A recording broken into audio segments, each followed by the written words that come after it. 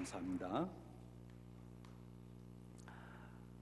우리 미국에 있는 분들의 삶의 패턴을 보면 추수감사절을 지내고 나서 그들의 생활이 많이 바뀌는 것 같아요. 어떻게 바뀌는가 하면 무언가를 준비하고 기다리는 것으로, 그래서 이제 성탄절을 앞에 두고 연말 연시를 앞에 두고 기다리는 삶으로, 준비하는 삶으로 이렇게 바뀌는 것을 보게 됩니다.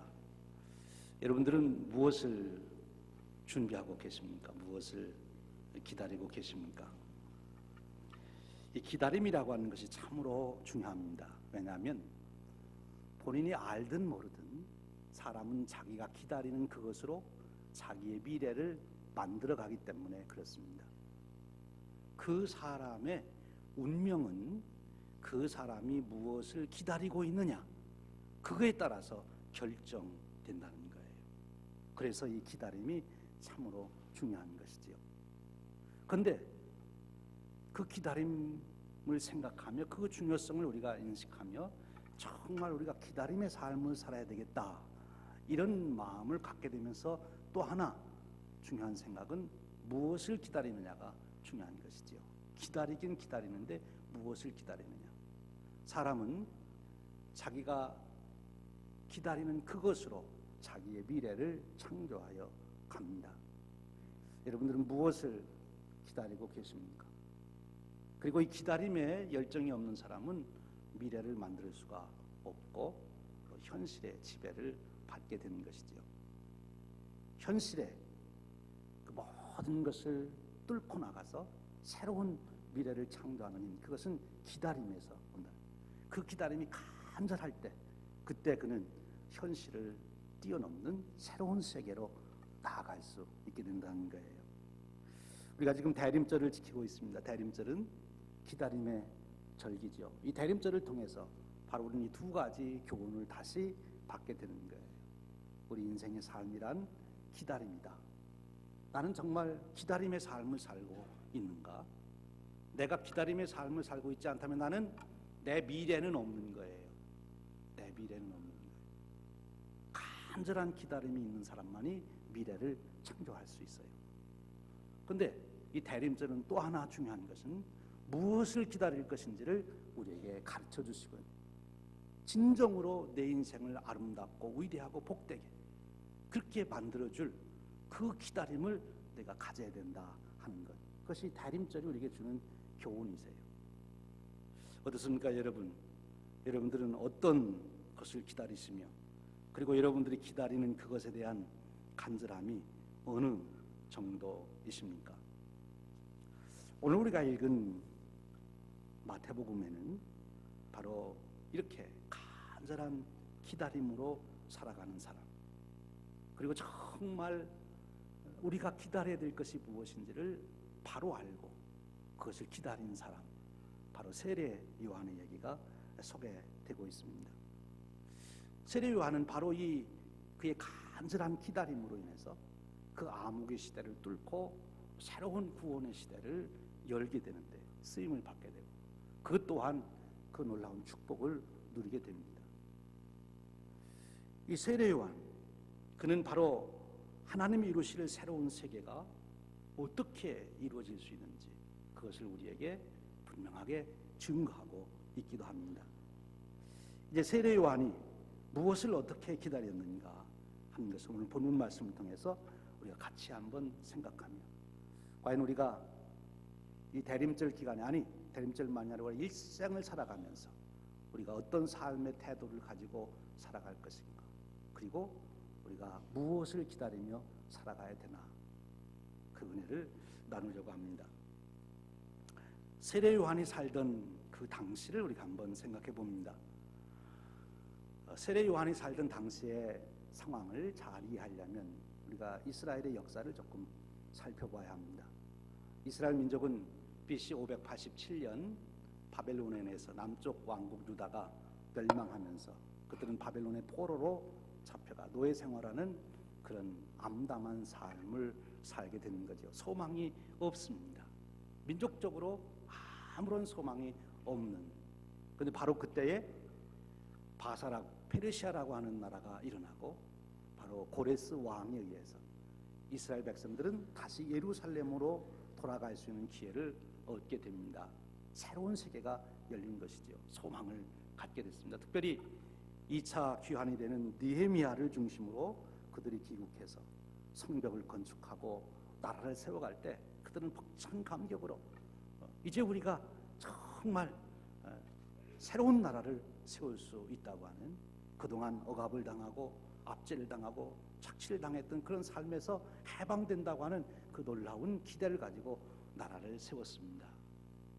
그런데 그런 기쁨은 잠시뿐이고 그들은 다시 말할 수 없는 도탄에 빠지게 됩니다.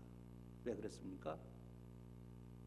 외적으로는 이제 페르시아가 멸망을 하고 헬라라고 하는 나라가 다시 부상을 해서 온 세계를 지배합니다. 여러분이 잘 아는 알렉산더 대왕이 바로 헬라라고 하는 나라를 세워서 온 세계를 지배하게 되는데, 이 헬라의 통치가 이스라엘 민족들에게 말할 수 없는 고통을 가져다 줍니다. 많은 세금을 내야 되고, 그리고 그들의 식민 국가로서의 삶을 살아야 되는 거지요.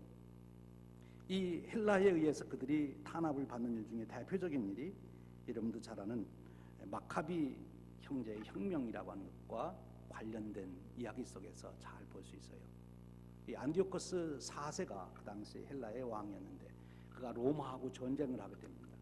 그런데 로마와의 전쟁에서 참패를 하고 다시 자기 나라로 돌아가는 길에 로마와 전쟁에서 참패한 분풀이를 가다가 이 유대민족 예루살렘에 와서 하게 되는 거예요.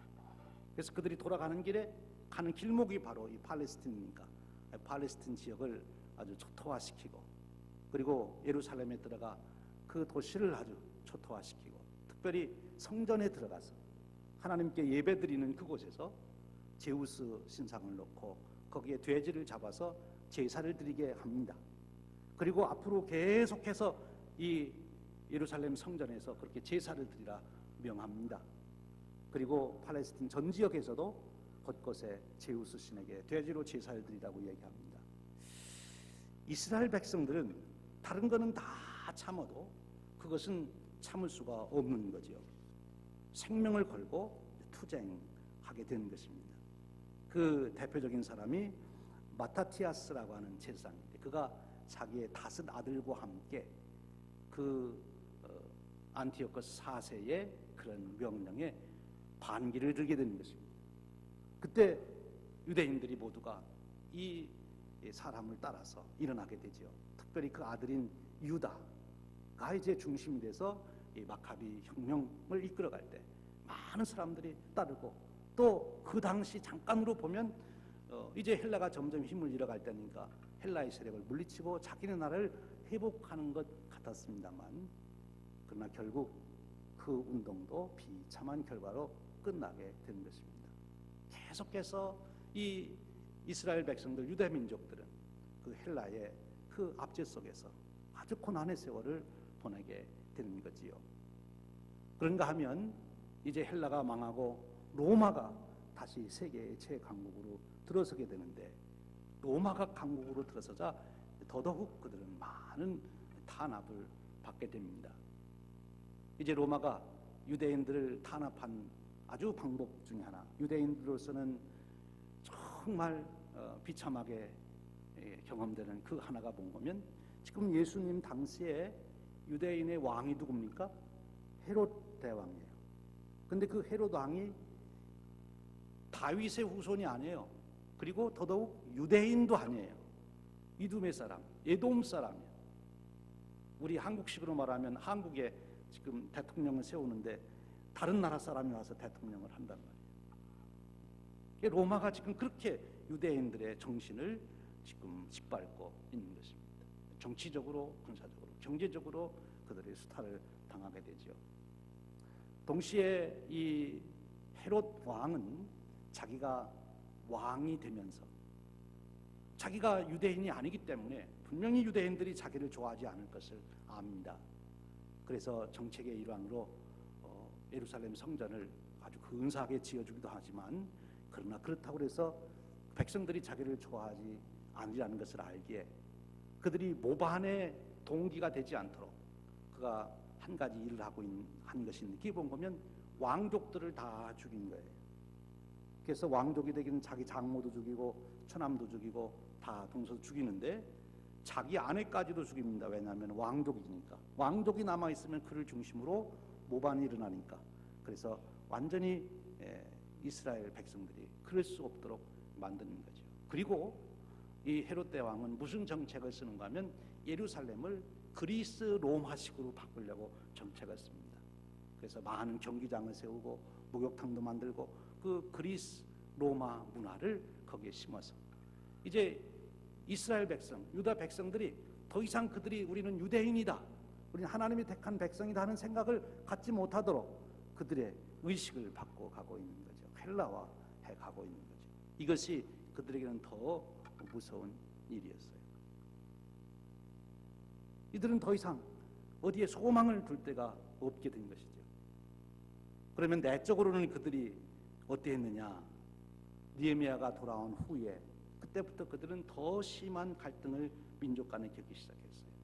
바벨론 포로에서 돌아온 사람 파, 애굽에 있다가 돌아온 사람 파, 그 당시 그 땅에 그대로 남아서 살던 사람들 그룹, 사마리아 북쪽 지방에서 아수리에서 강제로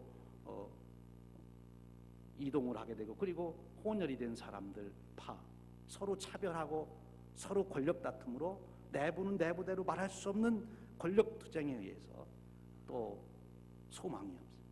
그래서 지금 이스라엘 민족 어느 한 구석을 봐도 소망을 가질 데가 없는 그런 게 된 거예요. 말할 수 없는 탄압을 받습니다. 당시 현실주의자들은 그렇게 생각했어요.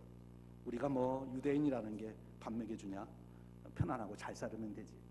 그래서 로마의 권력과 야합하는 사람이 있어요. 박스 로마나 로마가 정치와 군사력으로 만든 이 평화를 그냥 우리는 즐기고 살면 되는 거야. 거기에 거역할 필요가 무엇이 있겠는가? 오늘 내가 좋은 집에서 잘 살면 그만이지, 잘 먹으면 그만이지, 그렇게 생각하는 사람들. 또 한편으로는 헬라의 문화가 얼마나 발달된 문화냐, 이 철학을 배우고 이제 더 이상 우리가 그 율법에 매여 살 필요가 무엇이 있겠는가? 헬라화되어가는 사람들.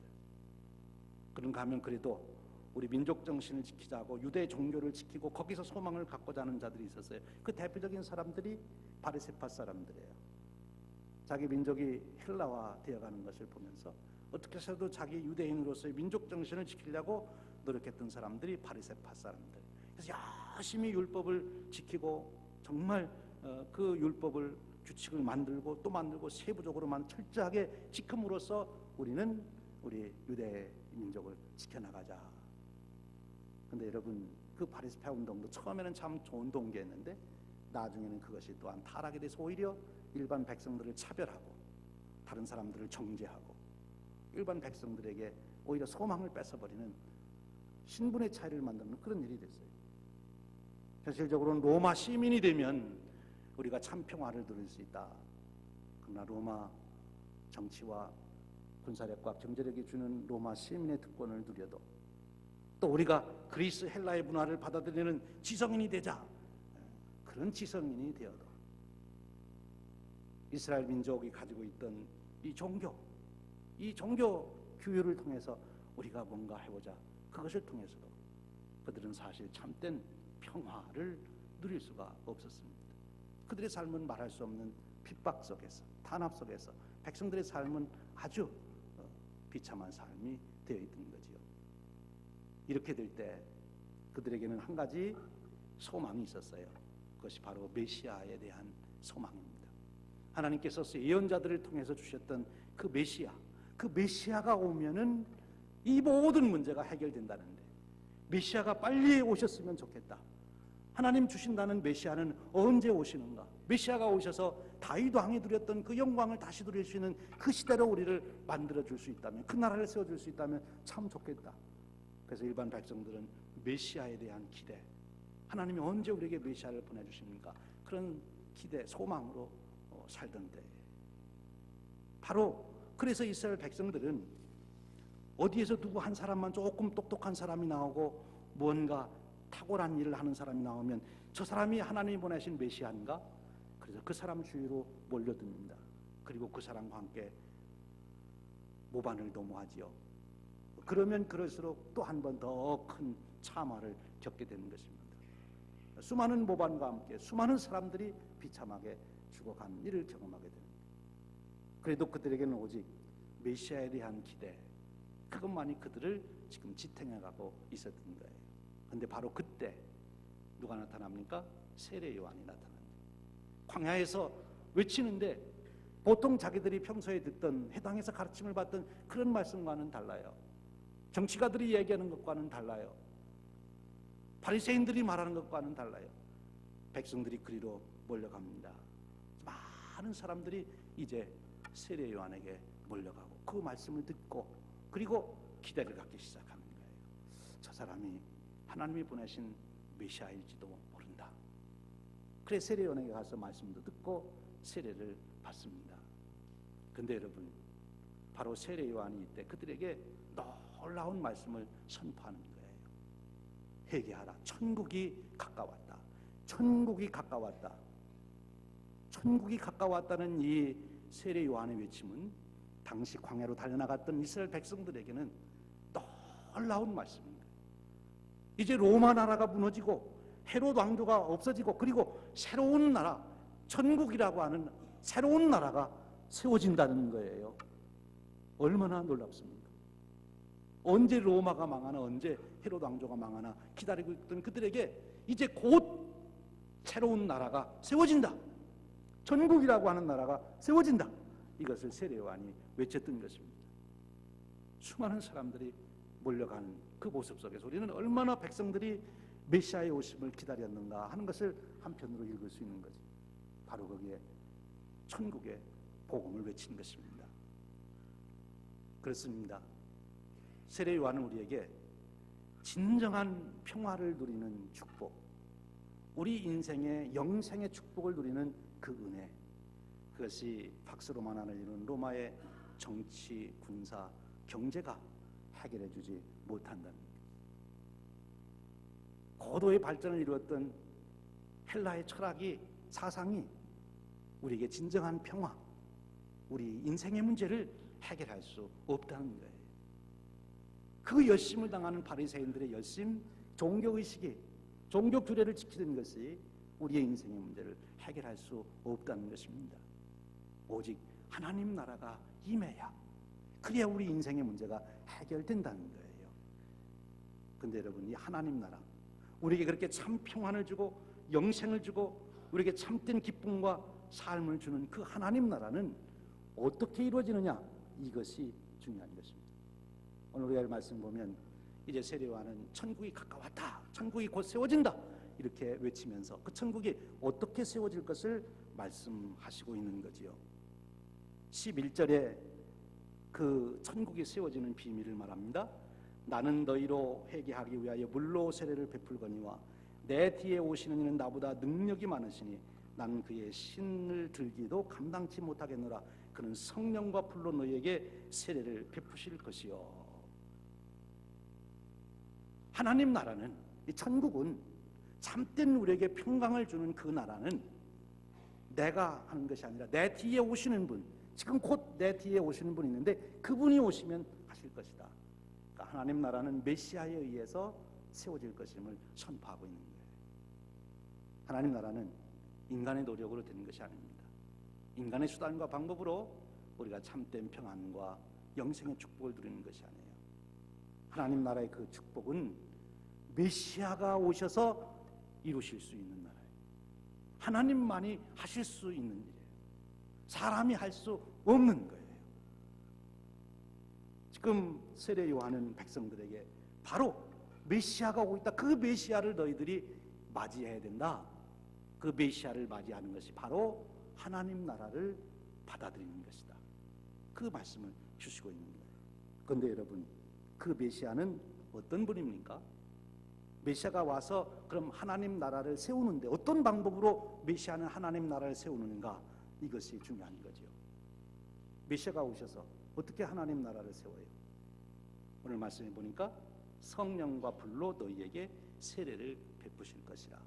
성령과 불로 세례를 베푸는 일을 통해서 하나님 나라는 세워지는, 천국이 이루어지는 거예요. 그것과 비교해서 자기는 물로 세례를 베푼다, 그렇게 얘기했어요. 여기 중요한 단어 하나가 뭡니까? 공통된 점이 세례라는 거죠. 그들도 세례를 통해서 무엇인가 새 역사가 이루어진다는 것을 기대했는데, 물로 세례를 주는 그런 것을 통해서는 안 되고 성령과 불로 세례를 통해서, 그 역사를 통해서만 우리는 우리가 지금 기대하는 하나님 나라, 하나님이 약속하신 그 축복의 삶이 회복되는 것을 말씀해 주시고 있어요. 그럼 물로 세례를 준다, 성령과 불로 세례를 준다, 이 세례라는 뜻이 무엇입니까? 먼저 이 세례의 의미를 좀 더 우리가 살펴보면, 세례는 그런 의미가 있어요. 정결케 하는 의미가 있죠. 그 당시 사람들이 정결의식을 위해서 물을 뿌리고 물로 씻었어요. 그것이 이제 세례의 한 유래가 되는 것인데, 이 정결하게 한다는 것은 무엇입니까? 좀 더 본질적인 의미를 따져보면 과거의 잘못을 다 씻어내는 거예요. 우리 몸의 오물만 씻어내는 것이 아니라 우리의 삶의 잘못된 것, 과거의 잘못된 것을 다 씻어내는 것이 세례의 의미예요. 더 깊은 의미로 말하면 과거를 끊어버리는 것입니다. 더 이상 과거에 매지 않는 거예요. 우리의 과거는 뭐예요? 죄값이죠. 우리가 지은 죄값이 우리의 과거예요. 우리의 죄값을 완전히 끊어버리는 그 일이 있어야 돼요. 우리의 과거가 끊어져 버려야 돼요. 우리의 허물과 실수가 다 끊어져 버려야 돼요. 그래야 비로소 우리는 새로운 나라의 축복을 누리게 되는, 그것이 세례예요. 근데 그것이 어떻게 이루어집니까? 물로 씻어서 되는 것입니까? 그러니까 세례와는 내가 주는 물 세례로는 안 된다. 이것은 우리의 외적인 표현일 뿐이고, 본질적으로 그것을 이루시는 분이 오시니 그분이 메시아다. 이제 우리가 결론부터 말씀드리면, 바로 예수님이 오셔서 십자가에 죽으시고 부활하심으로 우리의 죄값은 완전히 해결되는 줄로 믿습니다. 우리의 허물과 실수, 우리 죄로 인한 우리의 형벌은 예수님의 십자가 사건과 부활 사건으로 하여 완전히 해결되는 줄로 믿습니다. 그것이 메시아가 오셔서 이루시는 하나님 나라의 세례를 통한 축복이에요. 예수님만이 하실 수 있는 거예요. 누구도 우리의 죄값을 해결할 수 없어요. 우리의 과거를 해결할 수 없어요. 우리의 허물과 실수를, 상처를 해결할 수가 없어요. 오직 예수님의 십자가의 죽으심과 부활만이. 그 세례가 뭐예요? 내가 예수님과 하나 되는 것이죠. 예수님과 함께 내가 죽고 예수님과 함께 살아나는 거예요. 그것을 통해서만이 그 놀라운 역사가 시작이 되는 거죠. 그런데 세례의 의미는 여기서 끝나지 않습니다. 과거만 청산한 것이 세례의 의미가 아니죠. 전부가 아니죠. 그 다음에는 세례는 오히려 새로운 삶을 향한 출발을 의미하는 거예요. 우리로 말하면 결단하는 거예요. 새 삶을 위해서 결단하는 것.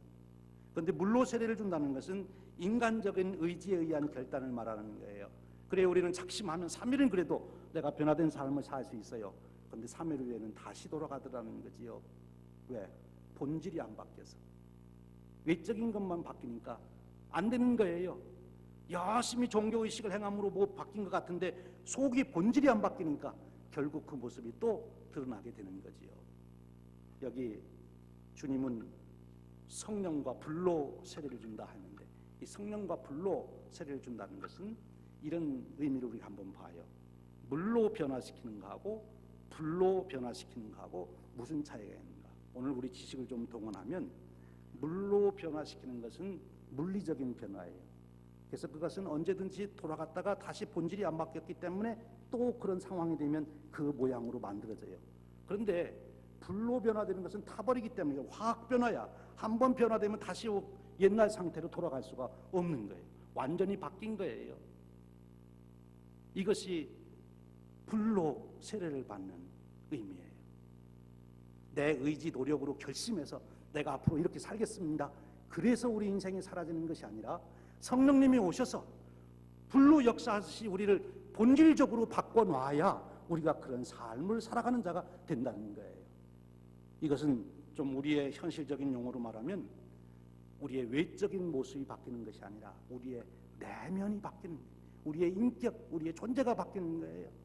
우리의 인생의 목적이 바뀌고 인생의 사명이 바뀌고 인생의 살아가는 의미가 바뀌고 인생의 목표가 바뀌어야 되는 것입니다. 집의 크기가 변한다고 해서 행복, 참된 평안이 주어지는 것이 아니고, 대통령을 우리가 바꾼다고 해서 이 나라가 새로운 정말 하나님 나라가 이루어지는 그런 나라가 되는 것이 아니라, 우리의 의식, 우리의 패러다임, 우리의 삶의 의미, 삶의 목적, 우리 삶의 목표가 바꾸어질 때, 그때 우리는 하나님 나라의 진정한 평강 속에 살아갈 수 있게 된다. 그것은 누가 해? 오직 성령님만이 하실 수 있는 거예요.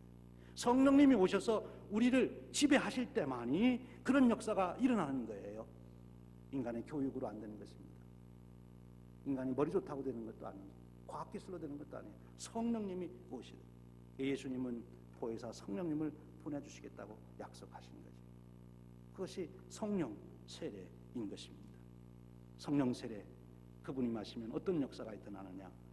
예수님이 세례받은 다음에 나타난 사건이 우리가 성령님이 임하신 증거 하나를 우리에게 확실하게 보여주는 게 있어요. 예수님이 요한에게 물로 세례를 받았어요. 그리고 나오실 때 하늘이 열리고 무슨 소리가 있었습니까? 이는데 사랑하는 아들이여 내 기뻐하는 자라. 성령님이 여러분에게 임하셔서 소위 성령의 세례를 경험한 사람, 성령님이 여러분들에게 임하신 분은 어떤 음성을 여러분들이 듣게 되는 거면, 너는 내 사랑하는 아들이요 내가 기뻐하는 자라. 그 음성을 여러분들이 듣게 되실 줄로 믿습니다. 그 음성을 들은 분은 성령님이 여러분들에게 임하신 거예요. 나는 더 이상 죄의 형벌 아래 놓여 있는 그런 존재가 아니고, 무력한 존재가 아니고 하나님의 자녀가 됐어요. 하나님의 아들이 됐어요. 딸이 됐어요. 내 신분이 하나님 나라의 상속자가 된 것입니다. 내가 바뀐 거예요. 내 본질이 바뀐 거예요. 성령님은 우리에게 내적인 확신으로 너는 내 사랑하는 아들이다, 내 사랑하는 기뻐하는 자다. 여러분이 어떤 형편과 처지에 있든지, 여러분의 외적인 모습이 어떤 모습이든지 상관없이 하나님은 말씀하십니다. 너는 내 사랑하는 자요, 내 기뻐하는 자라. 여러분, 그 음성이 여러분들에게 들려지시기를 축원합니다. 성령님이 오셔서 역사하십니다. 그 일을 통해서, 그런 세례의 사역을 통해서 비로소 하나님 나라가 우리에게 임하신, 우리에게 경험되신, 이것이 초림으로 오시는 메시아의 사역입니다. 그런데 오늘 세례 요한은 놀라운 말씀을 이어서 해주고 있어요. 이것이 메시아의 사역의 전부가 아니에요. 이것이 하나님 나라를 이루시는 메시아의 사역의 끝이 아닙니다. 메시아는 또 다른 사역을 하시게 되는데, 그것이 무엇입니까? 이제 11절 2절에 나오는 말씀이에요. 12절에 나오는 말씀이에요. 손에 키를 들고 자기의 타작마당을 정하게 하사 알곳은 모압 국간에 들이고 죽정이는 꺼지지 않는 불에 태우시리라. 우리가 이 말씀을 마태복음 외에 다른 데서는 어디에서 읽게 됩니까? 다시 오시는 주님의 심판에 대한 이야기입니다. 지금 이미 예수님이 오심으로 하나님 나라가 시작이 되었고, 예수님이 오셔서 우리에게 성령을 보내주시고, 우리가 성령과 불로의 세례를 통해서 이미 우리 내면 세계에, 우리의 삶의 현장에 하나님의 평강이, 은혜가, 기쁨이 임했어요. 그러나 그것이 완성된 건 아니라는 거예요. 언제? 예수님이 심판의 주로, 만유의 주로 다시 오실 때, 그때 온 우주적인 구원의 역사가 완성될 것임을 말씀해 주시고 있는 거지요. 그렇게 해서 하나님 나라는 이루어지는 것이다. 지금 그 하나님의 나라를 이룰 메시아가 오고 있다. 그러니까 너희들 그 메시아를 받아들여라. 너희의 왕으로 모셔라. 그렇게 외치고 있는 거예요. 회개란 무엇입니까? 후회한다는 게 아니에요. 새로 오시는 왕을 나의 왕으로 모셔드리는 것, 그것이 회개입니다. 여러분, 여러분에게 큰 도전이 있습니다. 예수님이 여러분 곁에 오셔서 말씀하시는 거예요. 나는 너의 왕으로 왔다. 어떻게 할래? 예수님은 와서 내가 좀 친구가 될 수 있을까? 이랬으면 우리가 좀 쉬울 텐데, 답변하기가. 근데 왕으로 오셨다니까. 왕으로 받아들이든지 아니면 왕으로 받지 못하고 그를 거역하든지, 우리는 둘 중에 하나밖에는 할 수가 없는 거예요. 하나님의 나라가 나에게 임하려면, 말을 바꾸면 내가 하나님 나라에 들어가려면 다른 방법이 없어요. 하나님 나라의 주권자이신 메시아를 우리가 왕으로 영접하는 길밖에는 없어요. 메시아 없이 하나님 나라는 없는 거예요. 메시아를 받아들일 때 하나님 나라는 이루어지는 거예요. 예수 그리스도 그분이 여러분들 앞에 서십니다. 나는 너의 왕이 되기를 원한다. 그리고 내가 천국을 너와 함께 세우기를 원한다. 오늘 여러분에게 요청하시는 것입니다. 세례 요한, 그는 메시아를 기다리되 자기가 메시아를 바라보고 내가 신을 들기도 감당하지 못한다고 고백하고, 내가 당신에게 세례를 받아야 되는데 당신이 나한테 세례를 달라고 하십니까? 라고 고백하는 고백으로 그 메시아를 기다림의 삶을 살았습니다만, 거기에 끝나지 않고 그는 많은 사람들에게 천국이 가까웠다, 메시아가 이제 오신다고 외쳤습니다. 우리의 기다림도 그런 거지요. 소극적인 기다림은 나 혼자 주님을 향하여 나의 왕이십니다, 주님의 나라가 제게 임하기를 원합니다, 주님을 영접합니다, 그 고백으로 살아가는 것이지만, 그것이 적극적으로 기다림은 그 복음을 전파하는 것입니다. 우리가 만나는 수많은 사람들에게 하나님 나라가 가까운다, 그 나라를 세우실 메시아가 이제 오신다, 그 메시아를 받아들여라, 복음을 증거하는 것입니다. 그것이 세례 요한의 적극적인 기다림이었죠. 사랑하는 여러분 무엇을 기다리며 사십니까? 그 기다림이 여러분의 미래를 결정하는 것이고 여러분의 운명을 결정하는 것입니다.